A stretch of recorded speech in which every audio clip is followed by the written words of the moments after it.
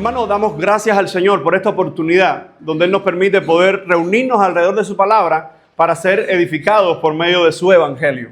Y cuando vemos esta carta del apóstol Pablo a los romanos y sobre todo esta porción que vamos a estar desarrollando hoy, que es continuidad de lo que empezamos entendiendo la salvación en el capítulo 9, después vimos entendiendo la salvación en el capítulo 10, la primera porción, es decir, los primeros 4 versos. Ahora estamos entendiendo la salvación desde esta otra porción, Romanos 10 del 5 al 13, y hemos titulado así esta exposición, la palabra de fe que predicamos.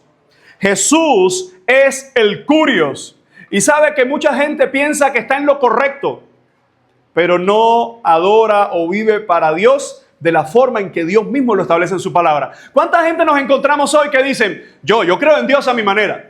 ¿Cuánta gente nos encontramos que dice, no, mi iglesia, mi religión es la verdadera? No, mi fe es la verdadera. No, el Corán, no, Mahoma, no, Buda. Y lo que nosotros entendemos y vemos hoy es que el hombre se puede dividir en 2 grandes partes. Y es un hombre que dice no creer en nadie y él se convierte en su propio Dios o en su propio estilo de creencia. Y otros que dicen creer en algo, ya sea en Dios o en dioses o en cualquier cosa. Lo cierto es que cuando Pablo está escribiendo esta porción, después de habernos dicho cuán equivocado está el hombre, y sobre todo su énfasis era cómo el pueblo de Israel estaba completamente equivocado, perfectamente equivocado, porque ellos creían que podían alcanzar a Dios por medio de sus obras. Hay mucha gente que cree que puede alcanzar a Dios por medio de sus obras. Así que Pablo, en los primeros 4 versos, ha demostrado que solo es por medio de Cristo que el hombre puede ser salvo. Y él va a continuar esa misma idea, y nosotros así mismo le hemos titulado, y lo vuelvo a repetir, esta es la palabra de fe que predicamos.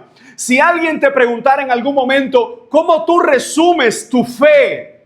Hermanos, hay muchos pasajes, pero este es uno de los más claros, de los más hermosos y de los más sintetizados. Este pasaje nos va a ayudar a nosotros a entender en esta mañana. Lo voy a estar dividiendo en 2 partes y lo que vamos a ver es la explicación del evangelio. En primer lugar, la explicación del evangelio lo vamos a dividir en 2 partes. Lo vamos a estar viendo la explicación de la ley o la justicia que es por medio de la ley. Y en segundo lugar estaremos viendo la explicación de la justicia que es por medio de la fe. ¿Qué creemos? ¿Cómo lo creemos? ¿Cómo lo creyeron ellos? ¿Y qué es lo que debemos creer nosotros? Pero antes quiero hacer una pregunta más. ¿Cómo tú sabes? ¿Cómo tú sabes que estás en el verdadero Dios y en la verdadera fe? Es una pregunta que yo creo que todos nosotros nos deberíamos hacer, porque aun cuando puedes venir a una iglesia sana, puede que tú no seas parte de una iglesia. Tú simplemente eres un visitante. Aun cuando puedas leer la Biblia verdadera, puede que tú no la estés leyendo como un hijo de Dios verdadero. Y lo cierto, hermanos, es que el diablo, una de las cosas que ha logrado a lo largo del tiempo, es diseñar y impulsar muchas religiones que le están destruyendo el corazón al hombre, y el hombre cree que es salvo de alguna forma. Te vuelvo a hacer la pregunta, ¿cómo sabes? ¿Cómo tienes tú seguridad de que eres salvo? Mis amados hermanos, veamos en primer lugar lo que el apóstol nos muestra, y es la explicación del evangelio, la explicación de la justicia que es por la ley. Fíjense cómo comienza el versículo 5, que viene a la continuidad de perfectamente equivocados, el tema anterior. Dice, porque, ese porque, ¿de qué nos habla a nosotros? Es una conexión con lo que dijo anteriormente. ¿Qué fue lo que dijo anteriormente? Porque el fin de la ley es Cristo para justicia a todo aquel que cree. Y entonces el verso 5 dice, porque la justicia que es por la ley, dice Moisés, escribe así. El hombre que haga estas cosas vivirá por ella. La cuestión es, ¿de dónde Pablo está sacando esto? Algunas personas pueden pensar de que Pablo está sacando eso de algún escritor prominente. Lo cierto es que Pablo, como judío al fin, está sacando esto del libro de Levítico. Y quiero que busques conmigo, por favor, en Levítico 18:5, donde aparece esta misma porción. Levítico 18, verso 5, dice ahí la palabra del Señor. Por tanto, guardaréis mis estatutos y mis ordenanzas, los cuales haciendo el hombre vivirá en ellos, yo Jehová. Si nosotros nos damos cuenta, la estructura de Levítico era las leyes que el Señor le estaba dando a la nación de Israel y sobre todo estaba enfatizando en los levitas. Pero eran leyes que serían para todo el pueblo. Ahora, esto es sumamente importante. ¿Sabe por qué? Porque ahí es el mismo Dios, después de haber dado algunos mandatos, le dice, por tanto, guardaréis mis estatutos. ¿Qué significa guardar los estatutos? Cumplirlos, obedecerlos. Dice, guardaréis mis estatutos y mis ordenanzas, los cuales haciendo el hombre vivirá por ellos. Y viene la firma, yo Jehová, o yo el Señor. Lo interesante es que Pablo se remonta a este pasaje para traer una vez más a colación una idea que es imposible de cumplir. Algunos pudieran llegar a pensar que este texto, incluso varios comentaristas que tuve acceso a ello, decían, todo parece indicar que si el hombre llega a cumplir cabalmente, completamente, perfectamente, la ley puede tener vida. Sí, el único problema con eso es que no hay nadie que pueda cumplir la ley. La persona más perfecta o santa que tú puedas conocer en la vida, la persona con mayor madurez espiritual que tú has tenido acceso, que tú conoces, no es perfecto. No ha cumplido la ley en su perfección. Pero lo cierto es que la ley decía, si haces esto, guardando mis ordenanzas, mis estatutos, si los cumple, vivirás en ello. En otras palabras, nosotros nos damos cuenta que el único que pudo cumplir perfectamente la ley, ¿quién fue? Jesucristo. Incluso decía un teólogo, Jacobo Arminio, acusado por algunos, pero reconocido por otros. Jacobo Arminio decía, hay dos formas en que el hombre puede ser salvo. Cuando yo leí eso, casi me infarto. Pero él decía, la primera forma es cumpliendo perfectamente la ley. La segunda es por medio de Cristo. Pero él terminaba diciendo, la primera no la puede cumplir nadie. Así que solo nos queda una forma en que el hombre puede ser salvo y es por medio de Cristo. Ahora, ¿sabe lo que hizo Cristo? Él vino para cumplir la ley por nosotros. Ahora, quiero que entendamos esto, porque cuando leemos este pasaje en Gálatas, incluso si alguno puede buscarlo, Gálatas capítulo 3, versículo 12 nos esclarece la idea. Es Pablo escribiendo en otra ocasión a una iglesia que uno de sus grandes pecados es que después de haber conocido el evangelio, ahora está tratando de regresar atrás, de regresar a la ley, de regresar a los ritos de la ley. Y a esa iglesia Pablo le dice en el capítulo 3, versículo 12, y la ley no es de fe, sino que dice, el que hiciere estas cosas vivirá por ella. Lo que Pablo está recalcando, amado hermano, que la ley fue dada ¿para qué? Para mostrar el camino a Cristo. El único problema es que la gente en el cumplimiento de esa ley, hermano, no ha existido. Ni existirá alguien que pueda cumplir cabalmente con la ley. Saca la cuenta por ti mismo. ¿Cuántas veces al día? Ni siquiera en una semana, al día. Nosotros fallamos al Señor tan solo con un pensamiento. Tan solo con una actitud. Tan solo con algo que digamos hacer y no hicimos. Porque no hay nadie que pueda cumplir perfectamente la ley del Señor. Así que Pablo está retomando esa idea, dice, porque la justicia, es decir, la justificación, los méritos, los créditos, dice que es por la ley de Moisés, se escribe el hombre que haga estas cosas. ¿Cuáles cosas? ¿Pero cuáles cosas? Los mandamientos. El hombre que haga estas cosas, es decir, que cumpla con los mandamientos, con las ordenanzas y los estatutos, dice, vivirá por ellas. Otras traducciones dicen, vivirá en ellas. Y eso nos ayuda a nosotros a entender algo, hermano. La vida cristiana no se trata de que tú tienes que cumplir este paso, este otro y este otro. La vida cristiana tiene mandamientos, pero no son para que seas salvo. Son para que continúes agradando al Señor en esa salvación que te ha dado, para que vivas para Él. Así que el apóstol hace un contraste y nos está explicando lo que para muchos se había convertido en un gran dilema. vamos a guardar la ley, pues viviremos guardando la ley. El problema es que todos fallaron. El problema es que todos pecaron y no había ni aún un solo justo que pudiera decir, he guardado la ley. ¿Te das cuenta por qué nosotros entendemos que solo Cristo podía morir en la cruz? Porque era el único que cumplió la ley perfectamente. Fue el único que no solo dio la ley, sino que Él se sometió a ella y la cumplió a cabalidad. ¿Eso qué nos va a mostrar a nosotros? Que solamente por Cristo, a través de Cristo, por medio de Cristo, como cantábamos, yo no sé, pero esas canciones, mi esposa fue la que me hizo conocerla, verla. Ella la vio primero y yo dije, hay muchas canciones, pero esta retrata lo que estamos predicando durante todo este tiempo en Romanos. Fue Cristo, siempre fue Cristo. Se trata de Cristo y seguirá siendo por medio de Cristo. Amados hermanos, lo que el apóstol nos está mostrando aquí, incluso en el contraste, los legalistas judíos habían pervertido la intención divina de la ley y la convirtieron en una forma de ganar el favor de Dios, basada en el mérito personal. Lo que mostraba la ley de Moisés era, haz estas cosas y vivirás en ellas, porque estas cosas evidentemente te llevarán hasta Jesús. Pero muchos fariseos legalistas, es decir, el legalismo no es más que ese sistema de vida que toma las palabras de Dios o los mandatos de Dios y lo convierte en obligaciones para que te den crédito en la salvación. En otras palabras, el legalista toma las cosas de Dios y las convierte contra Dios. Así que nosotros pensamos en lo que el texto nos está diciendo. El hombre que haga estas cosas vivirá por ellas. Mucha gente puede decir, yo soy buena persona. Mucha gente puede decir, yo no voy a una iglesia, pero yo no le hago daño a nadie.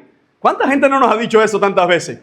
Yo ayudo a las personas. Yo en realidad le hago bien a todos. Y si Dios existe, me va a dar el cielo. ¿Por qué? Porque la gente tiene un empecinamiento religioso de hacer su propia ley. Es cierto que tú no eres malo como fulano, pero fulano y tú son tan malos como cualquier pecador. Simplemente por haber nacido. Ya naciste en una condición de pecado, donde hemos heredado el pecado en Adán y Eva. Algunos dicen, no, yo no tengo culpa. No, tenemos doble culpa. Porque tenemos la culpa del pecado de Adán y Eva, pero después, simplemente cuando comenzamos a hacer cosas, a razonar, a pensar y a decidir, ahora no hace falta tanto recordarnos a Adán, sino que nuestros propios pecados nos acusan. Amado hermano, lo que Moisés está haciendo es darnos la connotación, en primer lugar, que la justicia de la ley se trataba de obedecerlo, pero que a la vez era algo imposible. En otras palabras, Pablo está diciendo, es imposible tener el favor de Dios por medio de la ley. Porque aún la propia palabra nos muestra en Santiago que el que guardare todos los mandamientos pero infringe uno, ya es pecador. Lo hemos hablado en otras ocasiones. Usted tiene un problema tal. Usted, no sé, tiene que ir a las autoridades porque tiró algo para la calle y en ese momento iba pasando una persona y le dio en la cabeza y se desbarató y terminó en el hospital. Y usted dice, no, pero yo no le hago daño a nadie. Pero mira, pregunta que mis vecinos, que yo le doy sal, ¿quién da sal? Yo le doy azúcar, ¿quién da azúcar? Yo le doy café, eso no lo hace nadie. Y te mire, aquí no te estamos juzgando por todas las cosas buenas que tú has hecho. Puedes traer a los vecinos, tener evidencia y te den un aplauso. Pero vas a responder por lo que hiciste mal. Mis amados hermanos, la ley nos muestra que todos nosotros, de una forma u otra, en un punto o en otro, hemos fallado. Así que la explicación de esta justicia que es por la fe es bastante diferente a la justicia que es por la ley. Fíjense entonces cómo Pablo sencillamente está aplicando, y lo vamos a ver ahora en segundo lugar, la explicación de la justicia que es por la fe. Dice, pero, una partícula que habla de contraste, mientras la ley o la justicia de la ley no es por la fe, sino que es por la práctica en ella, que eso es imposible. Pablo dice, pero la justicia que es por la fe, dice así, no digas en tu corazón, ¿quién subirá al cielo? Esto es para traer abajo a Cristo, o ¿quién descenderá al abismo? Esto es para hacer subir a Cristo de entre los muertos. Qué interesante, ¿no es verdad? ¿Qué pasaje está usando Pablo en el versículo 5? Lo acabamos de ver ahora. Levíticos 18:5. ¿Y qué pasaje está usando Pablo ahora en el versículo 6 y 7 para hablarnos de la ley? Perdón, para hablarnos de la fe. ¿Alguien sabe? Deuteronomio. Y esto es llamativo, porque Pablo usa Levítico para mostrarnos la imposibilidad de tener el favor de Dios cumpliendo la ley, porque todos fallamos. Pero ahora, para hablarnos de la fe, Pablo libremente, evidentemente guiado por el Espíritu Santo, vuelve a usar Moisés, pero ahora le da una aplicación hacia Cristo. Vamos a Deuteronomio, por favor, capítulo 30. Deuteronomio capítulo 30, rápido. Deuteronomio 30.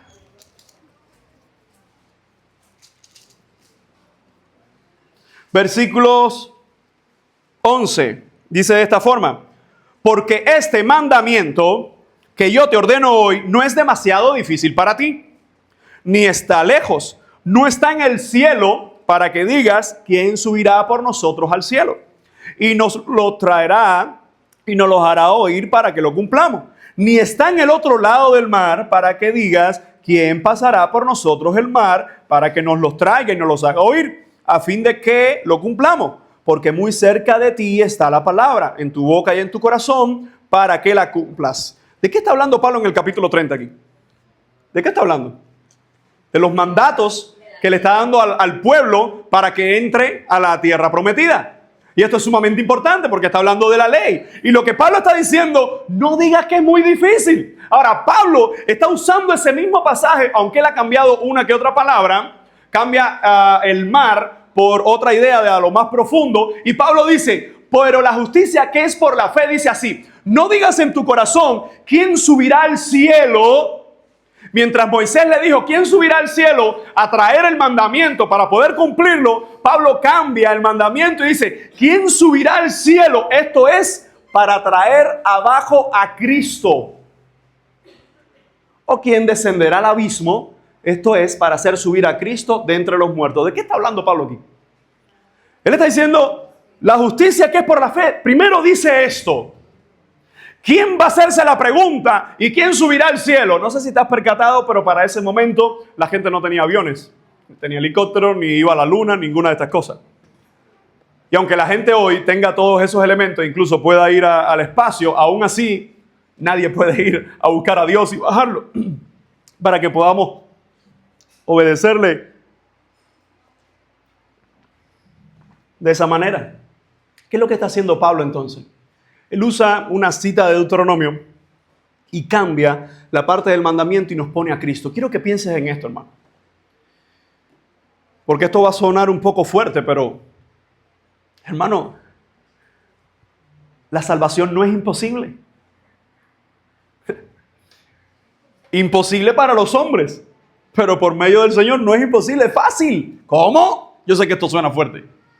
Porque muchos han predicado una salvación barata, una salvación esa que cualquiera. Sí, pero lo cierto es que aunque todos pueden ser salvos, la única forma de ser salvo es, no hay que pagar nada por eso, no hay que buscar favor para alcanzar la salvación, es por su gracia, es decir, es accesible. Y lo que Pablo está haciendo en estos versículos, simplemente él está tomando el pasaje y le está dando una aplicación, porque al final se trata de Cristo. Nadie puede decir, muy bien, necesitamos ser salvos por el Señor. ¿Quién va a subir al cielo para bajarnos a Cristo? ¿O quién va a ir al abismo para traernos a Cristo de vuelta? En otras palabras, Pablo está diciendo, ¿por qué se complican la mente? Claro, porque muchos de ellos tienen la ley y muchos de ellos todavía están persistiendo en tratar de cumplir perfectamente la ley para ganar un favor con Dios. El favor que tú tienes que ganar en esta vida, ya Cristo lo ganó en una cruz. Entonces se trata de obedecer, se trata de confiar, de poner nuestra fe en Él. Por eso Pablo lo que usa aquí, y hay un autor que él dice, no se necesitan intentos heroicos de asaltar la ciudadela del cielo o el reino de los muertos. Cristo es el Salvador. Cristo el Salvador está aquí, encarnado y resucitado.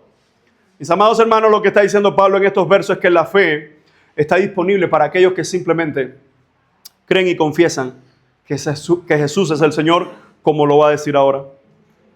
Las palabras citadas no nos están diciendo que Moisés daba instrucción al pueblo respecto a su entrada al cielo, sino a su entrada a Canaán. Y el mandato es: obedezcan al Señor para que vivan en su palabra y entren a la tierra prometida. Pero lo más llamativo de esto es que ahora Pablo está tomando el pasaje y lo está tratando de vincular con Jesucristo. Amado hermano, ¿sabe cuánta gente vive en el mundo de espalda a Dios y cree por su religión o en su mente que está haciendo las cosas para Dios?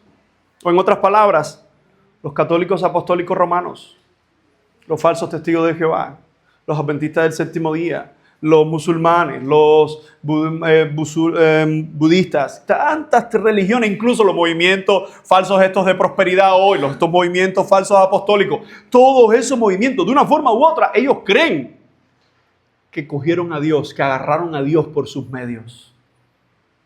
Amados hermanos, lo que la palabra nos está diciendo, y por el contexto de Deuteronomio, nos damos cuenta que Moisés en aquel momento le decía al pueblo: no piensen que es difícil, no tienen que subir al cielo para bajar el mandato y cumplirlo, no tienen que ir a lo profundo para sacarlo y cumplirlo. Ahora Pablo toma eso y dice: sigue siendo igual, pero ahora falta algo que Moisés no les explicó en ese momento.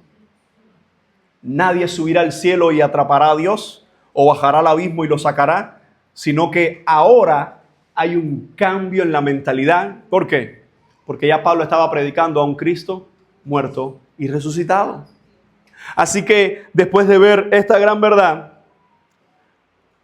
simplemente lo que está haciendo el apóstol es enfatizar de que no podemos ir al cielo a buscarlo. ¿Por qué? Porque Él vino a la tierra a traernos la salvación. No podemos ir al abismo o al infierno o a las profundidades de la tierra. ¿Por qué? Porque Él dio testimonio en ese lugar de que había vencido. Amados hermanos, si tú te percatas de que en tu vida, si alguien te pregunta: ¿dónde está la seguridad de tu salvación? ¿Cómo sabes que le perteneces a Dios? Y tú simplemente dices: no, porque estoy mejorando, yo estoy mejorando. Como decía un predicador que escuché hace un tiempo, cuando se habla de la salvación, no se habla de primera persona. Yo era un ladrón, pero ya no. Yo esto. Se habla de tercera persona. Él me salvó, Él me perdonó, Él me sostiene, Él me guarda, Él me guía, Él me asegura, Él me lleva en sus brazos, Él me levanta. Hermano, la salvación se trata, lo cantábamos ahorita y no lo vamos a cantar ahora, pero lo cantábamos ahorita, su nombre es Cristo. Así que si pensamos en esta idea, vamos rápidamente al verso 8 para que veamos todos cómo Pablo ahora aumenta la idea y dice: ¿mas qué dice? Cerca de ti, dice el apóstol, cerca de ti está la palabra, en tu boca y en tu corazón. Y me encanta lo que Pablo va a decir ahora. Esta es la palabra de fe que predicamos. Lo que Pablo está diciendo es: no piense que tienes que ir a buscarlo. Él vino a nosotros, está bien cerca de ti. Hermano, piensa en la persona más impía, más mala, más perversa de esta humanidad. No sé. Tú dices: no, vive al lado de mi casa. No sé, la verdad que no sé. Piensa en esa persona más mala. La salvación está cerca de esa persona. ¿Sabe? La salvación está a un paso de que esa persona reconozca públicamente a Jesucristo. La salvación es posible para esa persona y cercana. Y fíjense entonces cómo dice el Pablo. ¿Qué dice? Dice Pablo: cerca de ti está la palabra. Dice: en tu boca y en tu corazón. Esta es la palabra de fe que predicamos. Pablo le está diciendo a la iglesia en Roma, y le está diciendo a esa iglesia que tiene judíos convertidos y otros que están un poco aturdidos con que si todavía hay que seguir guardando la ley. Tiene gentiles convertidos, pero todavía están un poco aturdidos que si tienen que parecerse a los judíos o tienen que parecerse a los romanos como ellos eran antes de conocer al Señor. Y en medio de eso le dice: cerca de ti está la palabra, en tu boca y en tu corazón. Si vamos a Deuteronomio, lo estábamos leyendo 30, miren lo que dice el verso 14. Porque muy cerca de ti está la palabra, en tu boca y en tu corazón, para que la cumplas. Pablo cambia. ¿Qué es lo que Pablo cambia de Deuteronomio? Disculpen. Exactamente, una muy buena observación, Anita. Lo que está haciendo Pablo es, dice, ¿más qué dice? Está usted, bueno, voy a leerle Deuteronomio y usted me dice que cambia. Porque muy cerca de ti está la palabra. Sigue. En tu boca y en tu corazón. Estoy leyendo Deuteronomio aquí. En tu boca y en tu corazón. Dice, para que la cumplas. Es la parte que Pablo cambia. ¿Por qué? Esta es la palabra de fe que predicamos. Ahora él no está hablando que cumplas la ley. Él está diciendo, esto es lo que anunciamos, lo que proclamamos, pero también lo que vivimos. ¿Por qué? Porque la palabra, ¿dónde debe estar? Según Pablo. Cerca, pero ¿dónde? En la boca y en el corazón. ¿Cómo la palabra llega a la boca? Tiene que primero entrar al corazón, nuestra mente, la idea que Pablo está explicando. Así que lo que el texto nos está mostrando es esto, hermano. Esta es nuestra fe. Este es el resumen de lo que creemos y por qué lo creemos. Y nos diferencia al resto de la humanidad. Dice el apóstol en el verso 9, que si confesares con tu boca, ¿y qué va a decir él? Que Jesús es el Señor. Hemos titulado esta predicación, esta es la palabra de fe que predicamos. Jesús es el Kurios. Lo voy a poner ahí porque yo sé que hay algunos que están estudiando mal, pero no importa, están estudiando griego y hebreo en la casa. Está diciendo Jesús es el, voy a ponerlo por acá arriba, Kurios. Y esto es una nota que tú deberías tener en tu Biblia, Kurios. Y voy a explicar ahora por qué. Cuando Pablo está usando este término, la palabra Kurios tenía dos grandes implicaciones para los judíos, por una parte, y para los romanos, por otra. Así que cuando vemos este término, lo que Pablo está diciendo, si confesares, el griego confesares aquí es homologueo, que es decir, exponer completamente, es decir, publicar, exponer, o como la Reina Valera lo capta bien la idea, confesar con tu boca, y vamos a ver por qué con la boca, no simplemente para adentro, o no simplemente bajito, o donde nadie te ve. Dice, si confesares, si expusieres con tu boca que Jesús es el, díganlo en griego, Kurios, el Kurios. Algunas traducciones lo ponen como Kyrios, pero puede ser así mencionado igual, el Kurios, el Kurios. Pensemos por un momento, amado hermano, que el Señor le dio gran importancia, el Señor Jesús le dio gran importancia en su ministerio a la confesión, ¿sí o no? Y es muy diferente a lo que iglesias por ahí tuercen. Hay que confesar con la boca que todo va a estar bien. Eso no lo enseña Jesús en ningún texto. No, hay que confesarlo. Confiesa que estás sano. No, confiesa que todo va a estar bien. Sé positivo. Hermano, eso es brujería. Sí, declara, decreta, ata. Y es como que los ángeles están ahí. Déjame, Señor, déjame. Yo lo fundo. No, déjalo.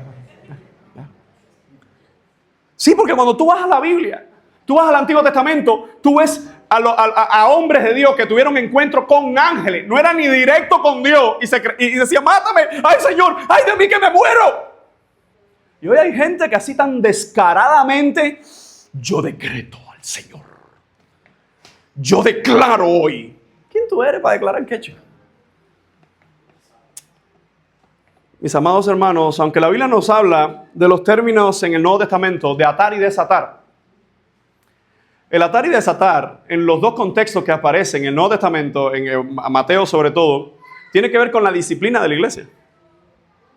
Tiene que ver cómo los creyentes atan o desatan la vida espiritual de los mismos creyentes de la iglesia, cuando a través de una disciplina tratan de restaurarle, cuando alguien ha fallado y le buscan para restaurarle. O simplemente expulsarle completamente porque es impenitente, es decir, no se quiere arrepentir. O cuando Jesús le dice a Pedro, a ti te daré las llaves, dice, todo lo que atares en los cielos será atado en la tierra. Pero esas llaves, él lo explica y después se ve en el libro de los Hechos, que es el Evangelio. Por la predicación del Evangelio, las almas atadas son desatadas. Es decir, los que estábamos prisioneros, los que estábamos esclavos del pecado, somos libres ahora por Cristo. Mis amados hermanos, nosotros debemos entender que lo que está diciendo el apóstol aquí, que si confiesas con tu boca que Jesús es el Curios, claro que evidentemente esto puede traer a la mente de los cristianos lo que dijo Jesús en Mateo 10:32. A cualquiera pues que me confiese delante de los hombres, yo también le confesaré delante de mi Padre que está en los cielos. No era yo declaro aquí que soy de Dios. No, papo, no. Tú puedes pararte y decirlo, pero tú tienes que vivirlo. Tú tienes que vivir el evangelio. Tú y yo tenemos que vivir el evangelio. En el trabajo no es suficiente con decir, ¡epa, yo soy cristiano! Tienes que mostrarlo. Hermano, ya es difícil. Pero ahí es donde se diferencian los cristianos de los que todavía no han entendido el evangelio. Y fíjense entonces cómo el apóstol Pablo está diciendo que si confesares con tu boca que Jesús es el Señor. Hermano, tú te das cuenta por qué el corazón del apóstol Pedro estuvo tan dolido y tan remordido y amargado y sufrido por haber negado a Jesús. Que incluso hasta el mismo Judas le entregó. Está bien, y terminó suicidándose, y terminó en su pecado y hijo de perdición. Pero Pedro le negó. No conozco a ese hombre. Pero yo conjuro, no conozco a ese hombre. No sé quién es. Pedro le negó. Así que ahora Pablo nos está mostrando que si confiesas con tu boca que Jesús es el Señor. Vamos al primer contexto romano, porque sé que algunos toman nota. Existe suficiente evidencia histórica de que en el siglo I el culto imperial exigía reconocer a César como Curios. Así que voy a señalar esta palabra. Curios, en el contexto romano del primer siglo, es una palabra reservada solo ¿para quién? Para el César. Tengamos ese punto en cuenta. Dice, especialmente en las provincias orientales del imperio, este culto se convirtió en una práctica política y religiosa que contrastaba directamente con la confesión cristiana que Jesús es el Señor. Pablo, es como que tú dices, Pablo, se te fue la mano. Porque ¿a quién le está escribiendo Pablo? A los romanos. ¿Dónde está la iglesia romana? Quizás alguien me dice, no, en Haití, cuando tú entras a mano derecha. No vaya a ser que esté perdido. ¿Dónde está la iglesia romana? En Roma. Y esa iglesia en Roma, hay varios escritores, hay varios de ellos, les voy a mencionar algunos, que muestran cómo Curios era una palabra reservada para César. Pablo le escribe a esa iglesia que el domingo está ahí en la congregación, es decir, están todos ellos reunidos, pero el lunes, igual que nosotros, salimos a los trabajos y salimos a los diferentes lugares de la ciudad. Y Pablo le está diciendo a esta gente, si confiesas con tu boca que Jesús es el Curios, déjame seguirte leyendo evidencia de esto. Julio César y Augusto declararon la adoración a ellos y el título para ellos. Por ejemplo, los historiadores dicen que Julio César fue declarado Divus Iulius, que significa Dios, tras su muerte en el 42 a.C. Recuerden, 42 años antes de Cristo, Julio César fue declarado Dios. Augusto institucionalizó el culto imperial, permitiendo templos y sacrificios en honor a Asia Menor y otras provincias. Cercanamente al donde Pablo está escribiendo esto, habían templos donde tú entrabas y decían, oh Curios César, solo tú eres Curios, solo tú eres Curios, solo mi fe está puesta en ti. Curios. A esa gente le está escribiendo el apóstol Pablo. El título de Curios en las provincias griegas, el emperador era saludado como Curios y Soter. Curios es Señor y Soter, interesantemente, es Salvador. Así que cuando vemos el saludo, cuando pasaba los César, el César de turno que pasaba era salve. Pero uno dice, salve César. No era solo eso. Era Curios y Soter. Mano, eran gente extremadamente enfermiza. El culto a la personalidad no se inventó aquí en el comunismo. Eso es bien atrás. Eso es de bien atrás. Ese es el culto que tú ves, fotos de muertos por todos lados y la gente venerando muertos y la gente recordando muertos.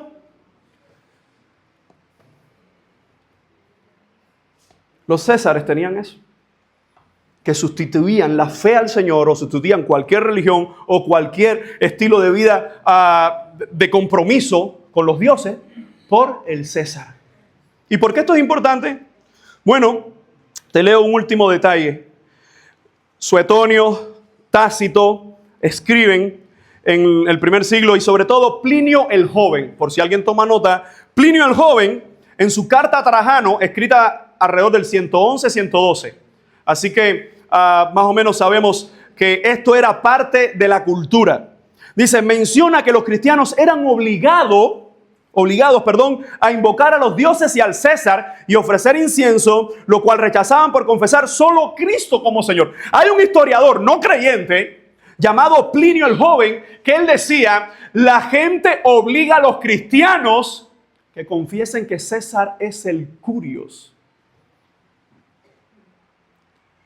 Los mártires del siglo I y II, como en las cartas de Ignacio de Antioquía, muestran que la negativa a negar a César como Curios llevó a muchas personas a la muerte, porque era vista como traición hacia Roma.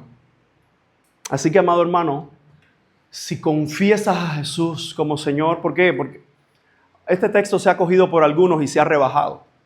Porque algunos creen que, ¿qué tengo que hacer? ¿Cuál es la fe que predicamos? Nada, parate acá adelante conmigo y di públicamente, Jesús es el Señor. Aquí no te cuesta nada. Pero cuando se lo dice Pablo a los romanos del primer siglo, le arrancaban la cabeza. Es decir, que tú pararte en un lugar donde todo el mundo iba contra Dios y un título que solo era para Cristo, ellos se lo habían robado y se lo habían dado al César, pararte ahí y decir, César, no sé lo que, pero Jesús es el Curios. Hermano, evidentemente son una gente salva. ¿Por qué? Hermano, hay mucha gente aquí hoy, esta mañana, que posiblemente si mañana en el trabajo dicen, a ver, ¿quiénes son los religiosos? Ven, tu compromiso con la patria. Porque aquí muchos firmaron, tu compromiso con la patria, con no sé qué, con los principios de no sé qué cosa. Hermano, el compromiso de la iglesia es con Cristo. Define tu fe. Porque si tu fe va hacia los hombres, a adorar a los muertos, tú no eres salvo. Y esto no es un discurso religioso, político. Este es el evangelio.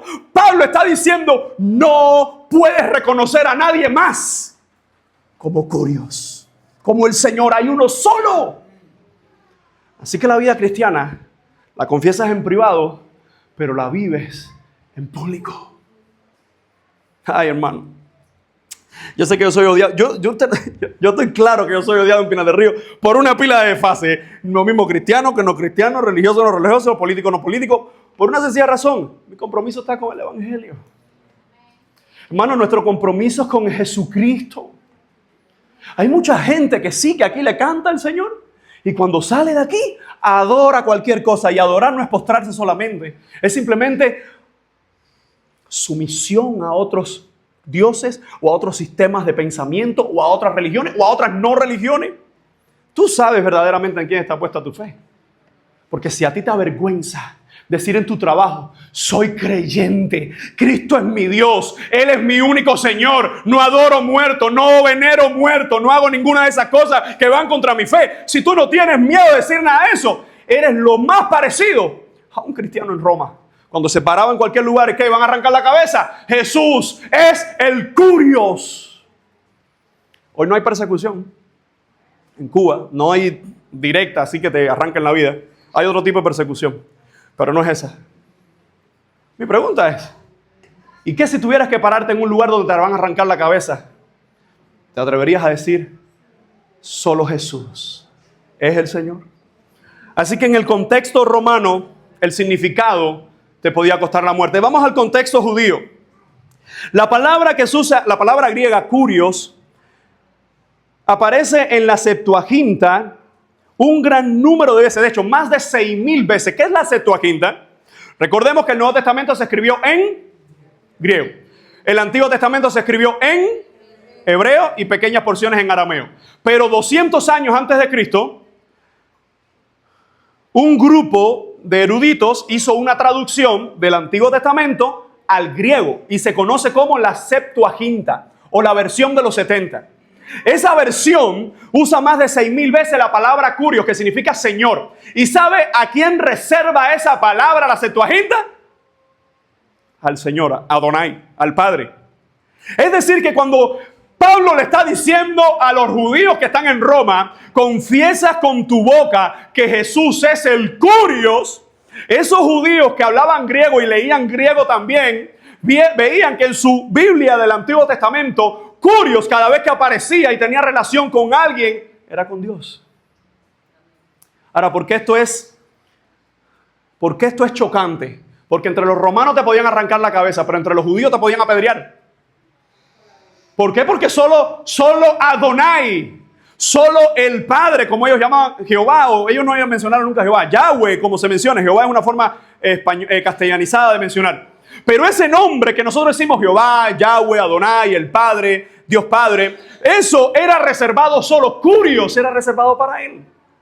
Así que decir que Jesús es el Curios iba contra todo el sistema político romano y decías, hay un solo Curios y ese es Jesús. Pero si ibas contra los judíos decía, hay un Curios y es el Padre, pero también es el Hijo. Recuerden que los judíos querían en una ocasión matar a Jesús. ¿Por qué? Dice, no, porque tú siendo hombre te haces Dios. Tú dices que también eres Dios. Tú dices que también eres el Curios. Amado hermano, esto que Pablo está diciendo no es lo que se ha hecho hoy. ¿Quieres ser salvo? Repite conmigo una oración. Señor Jesús, te pido que entre en mi vida. Sálvame. Recordarán recientemente en culto de resurrección, varios hermanos pasaron acá adelante. ¿Y qué les explicamos desde aquí? Aunque hubo una tensión espiritual, que es normal cuando el diablo sabe que está ocurriendo estos momentos de salvación. ¿Qué es lo que pasó aquí? Que explicamos que solamente Cristo salva, ¿sí o no? Oramos juntos, oramos al Señor, pedimos a Él que fuera el Salvador. ¿Y qué le expliqué a los hermanos? Aquí tengo a uno de ellos, si hay otro. Pero ¿qué les explicamos? Esta oración no te va a salvar. ¿Quién es el que te va a salvar? Cristo, Cristo, Cristo y solo Cristo. Esta oración es confesar público a Cristo. Pero ¿sabe cuánta gente yo he visto a lo largo de los años decir públicamente Jesús es el Señor y después en sus vidas nunca más decirlo? ¿Qué significa eso? Que ahí no hubo salvación. Así que, amado hermano, cuando Pablo está diciendo, si confesares con tu boca que Jesús es el Señor, ¿qué es lo que está diciendo Pablo? Si no le temes a nada, por Cristo te vuelves digno de Él. Pero hay gente que le da vergüenza invitar a alguien a la iglesia, invitar a alguien a un servicio. Amado hermano, si tú te avergüenzas de Cristo, no eres digno de Él. Si tú niegas a Cristo, no eres digno de Él. Si tú con tus palabras o tus actos vas contra Cristo, escúchame bien, no eres digno de Él. Siempre digo esto, pero el hecho de que tú entres a un garaje no te hace un carro.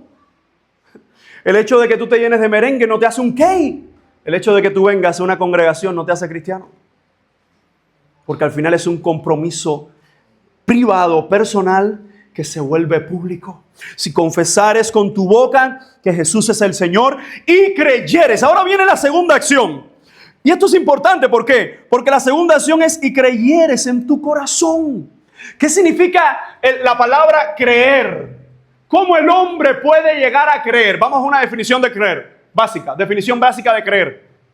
Definición de creer, no todos a la vez, por favor. Confiar. Ajá.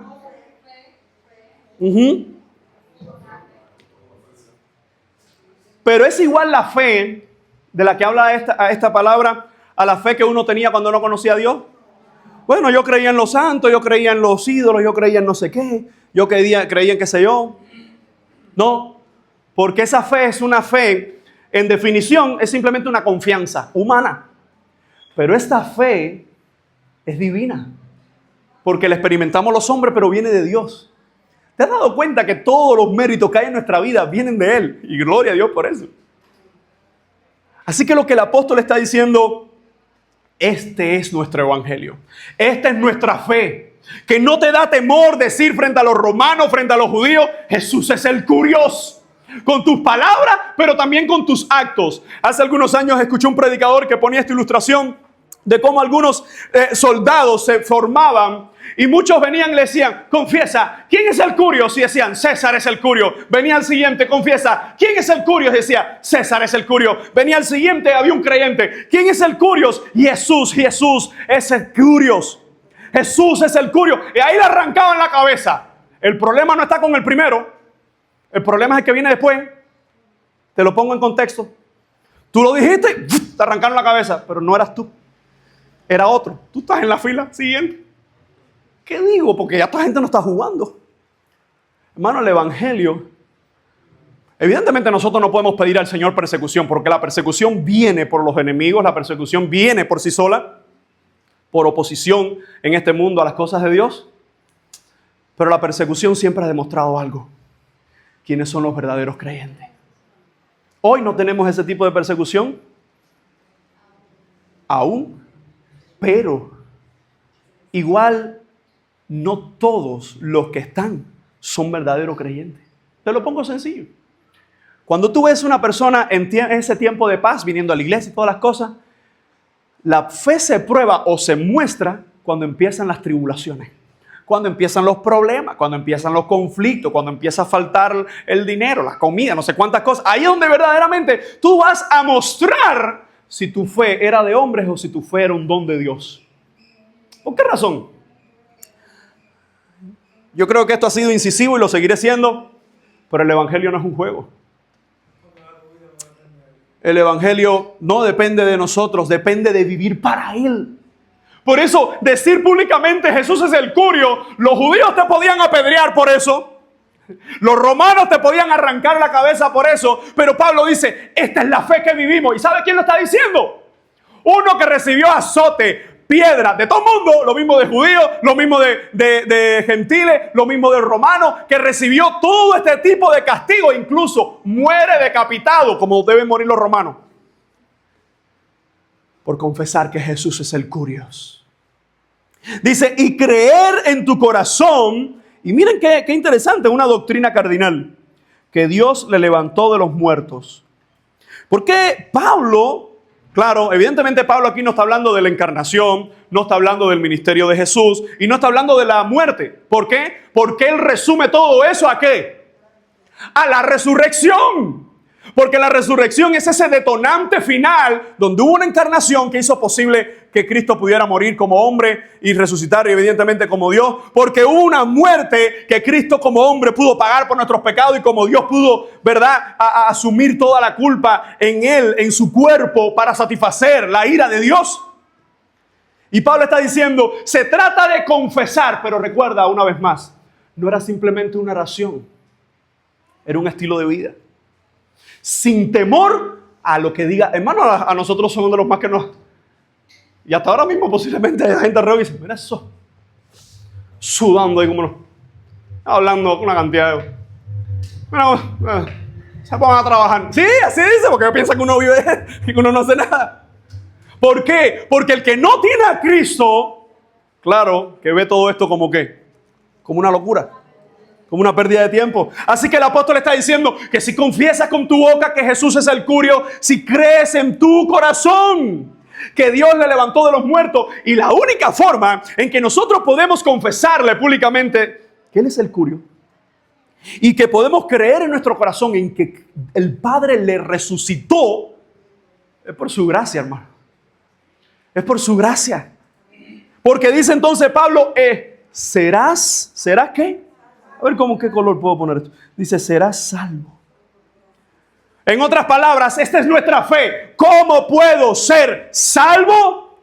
Uno, confiesa públicamente sin temor, sin miedo, en tu trabajo, en tu casa, en tu barrio, en tu escuela, donde quiera que estés, confiesa públicamente quién es el dueño de tu alma.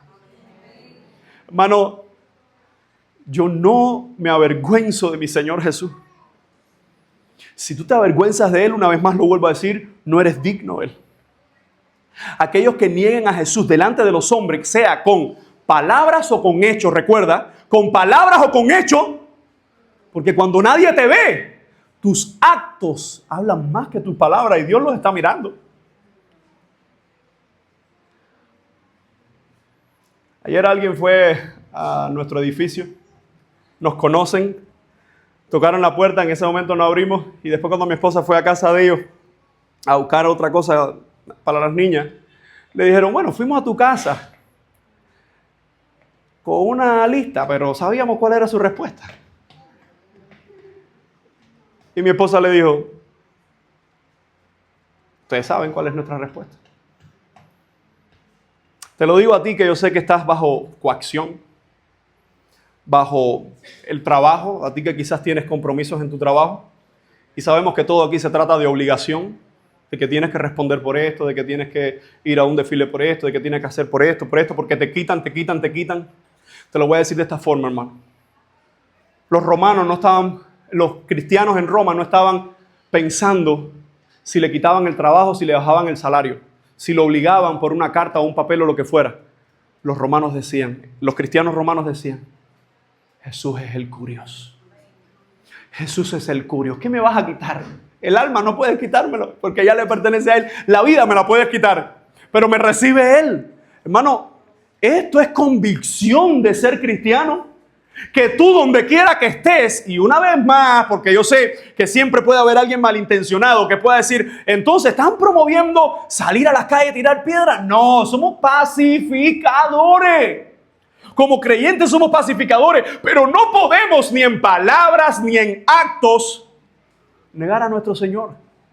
Nuestro compromiso, nuestra fe es esta. Solo Jesús es el curioso en mi vida. Pero no aquí, en mi trabajo, cuando me llamen mal o cuando lo vean mal. Jesús es el curioso. ¿Y sabes qué? Que en esa lista de los que confiesan que Jesús es el curioso y le reconocen y no tienen miedo a las consecuencias, he aprendido que de esa lista es la mejor que podemos estar en nuestras vidas. Porque de esa no nos puede borrar nadie, porque es el Señor el que nos tiene en ella. Así que cuando dice el apóstol, serás salvo. La salvación siempre ha sido por fe. La salvación siempre ha sido confesarle y creer. Recuerda lo que dijo Pablo anteriormente, en tu boca y en tu corazón. Hermano, confesarle sin creerle es vana religión. Pero es imposible creerle y no confesarle. Las dos cosas vienen unidas. El creyente es creyente donde quiera que esté, aunque a veces podemos fallar, equivocarnos. Pero siempre confesaremos que Jesús es el curioso. Así que el apóstol dice en la siguiente parte, pues la Escritura dice, todo aquel que en Él creyere. Y me encanta, dice, no será avergonzado. Quiero que entiendas esto porque evidentemente tenemos que regresar al siglo I. ¿Cuánta gente no fue avergonzada en el siglo I? Por decir Jesús es el curioso. Fueron arrastrados. Fueron decapitados. Hay un libro que Alejandro a mí nos encanta, que es el libro de los mártires. Pero hermano, ese libro te trae lágrimas al corazón. Porque fue escrito a lo largo de los tiempos. Y el libro habla de cuánta gente, incluso habla de niñas, de juveniles. ¿No están los juveniles aquí? Habla de juveniles, de niños jovencitos que dieron su vida por el César, no por el Señor. Que confesaron que solo Cristo era el dueño de su vida. Y le arrancaron la cabeza sin misericordia. Y ese libro habla de familias, de padres, de hermanos que confesaron solo a Jesús. Que declararon que solo Jesús era el curioso. Y mientras la primera vez que leí ese libro, recuerdo que mientras yo lloraba decía, Señor, yo no he pasado ni por la mitad de lo que puedan pasar esta gente. Y tenía un temor dentro de mí, decía, Señor, guárdame, porque yo lo único que quisiera es que mi fe fuera como la de ellos. Hermanos, esto lo digo y esto no es una profecía, esto es simplemente una observación bíblica. Si la persecución viniera a nuestra nación, las iglesias se quedarían vacías, porque hay mucho fanatismo religioso. Hay mucha gente que está en estos lugares por los panes y los peces. Hay mucha gente que está en estos lugares simplemente porque me siento bien. Simplemente porque, bueno, está bien, es un estilo de vida sano. No, hermano, ese no es el evangelio. Mucha gente dio su vida. Mucha gente perdió la vida por Cristo. Y tú a veces te da pena decir en público a la gente, Cristo es la salida. Se habla de evangelismo en esta iglesia y nunca has venido a nada. Nunca te has portado por aquí, ni solo aquí. Nunca en tu casa siquiera le has dicho al vecino, a ese vecino perverso le has dicho, mira compadre, Cristo es el que puede salvarte. Hermano, el evangelio no es una religión donde parecemos o aparentamos algo. El evangelio es la verdad de nuestras vidas. El evangelio es la verdad de nuestras vidas. Así que dice el evangelio, dice Pablo, pues la escritura dice, todo el que en él creyere no será avergonzado. Pero Pablo, pero le van a arrancar la cabeza. No está hablando que no le arrancarán la cabeza. Está hablando que no serán avergonzados. Amado hermano, cuando un creyente, porque quizás algunos aquí ni saben de esto.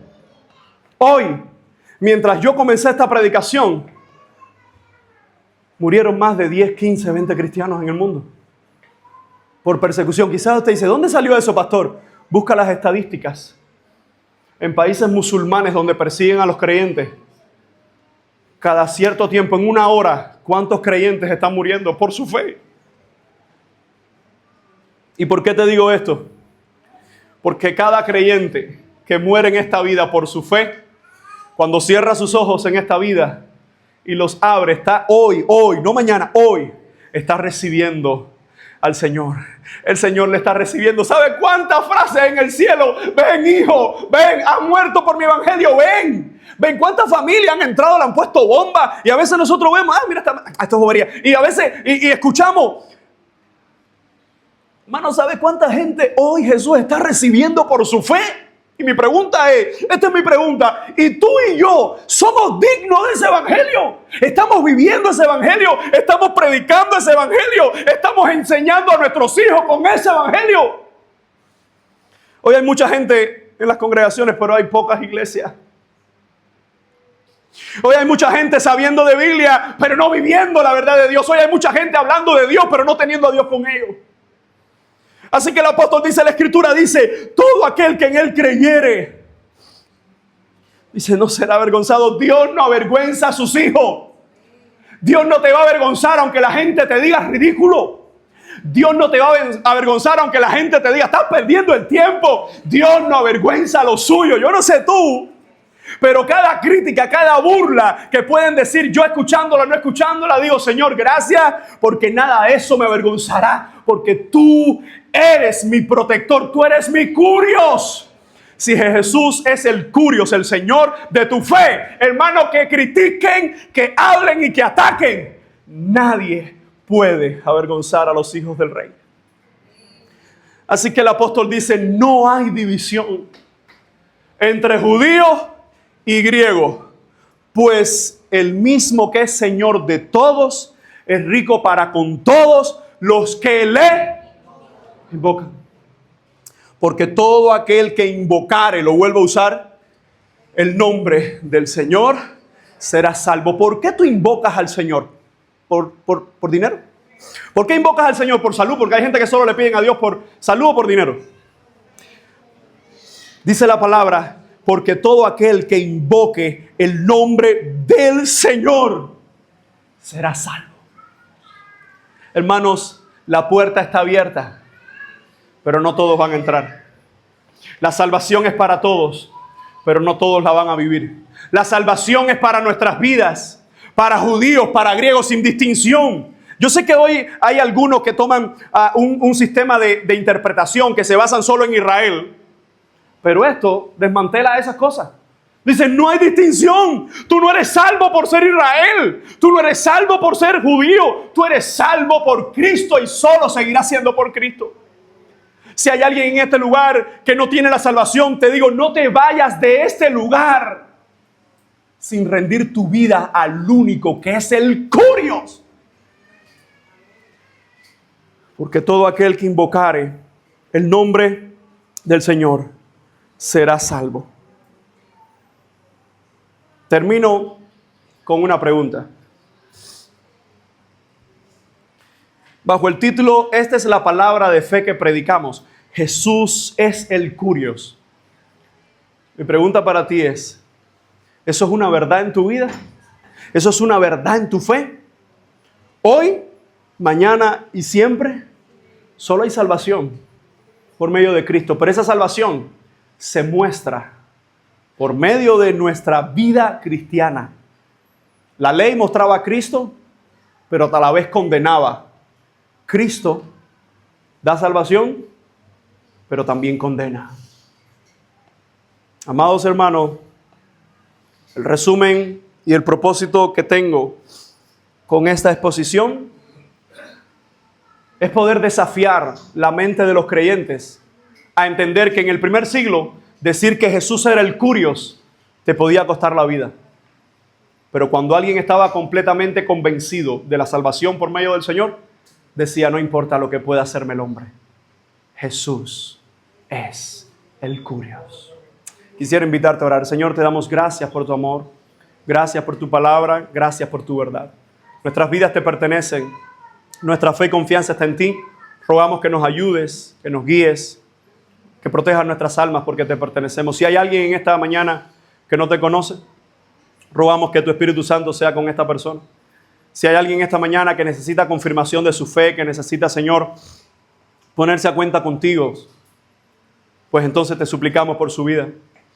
Y de forma general te pedimos por toda la iglesia, ayúdanos a permanecer fieles, confesando con nuestras palabras, nuestros pensamientos y nuestras acciones que solo Jesús es el Curios. Te bendecimos y te decimos en el nombre de Jesús. Amén y amén.